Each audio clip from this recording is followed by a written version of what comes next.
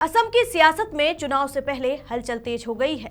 विधानसभा चुनाव की आहट के बीच कांग्रेस के भीतर ही सियासी पारा चढ़ता दिखाई दे रहा है।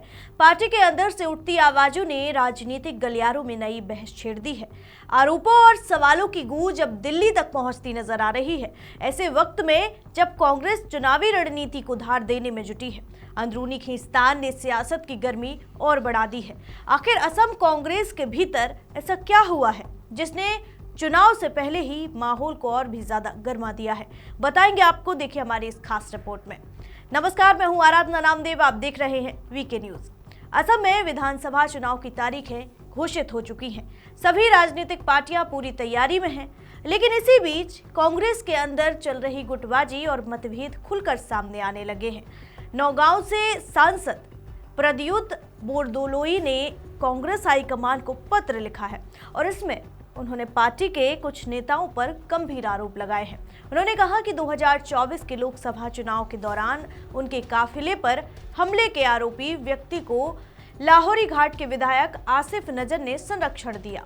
इसके साथ ही उन्होंने कांग्रेस के लोकसभा में उपनेता गौरव गोगोई पर भी सवाल उठाए।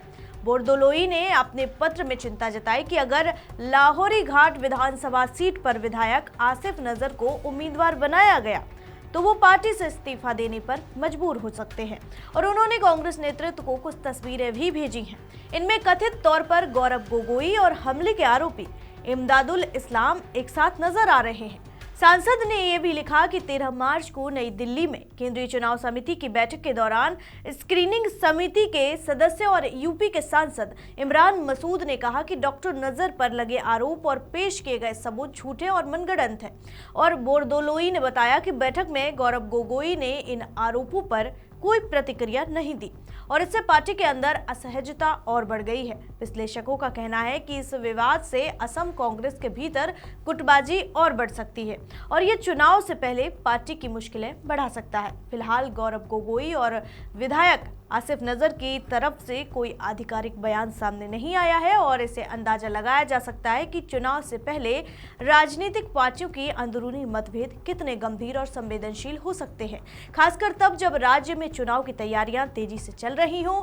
और असम में कांग्रेस के इस विवाद पर आगे क्या होता है, ये देखना बड़ा दिलचस्प होगा। क्या बोरदोलोई अपने आरोपों के साथ खड़े रहेंगे? क्या पार्टी नेतृत्व इस मुद्दे पर कोई कदम उठाएगा?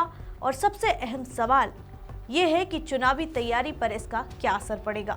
आपको क्या लगता है, हमें कमेंट करके जरूर बताइए और खबर से जुड़े तमाम अपडेट आप तक जरूर पहुंचाएंगे। देखते रहिए वीके न्यूज। वीके न्यूज, राष्ट्र के नाम।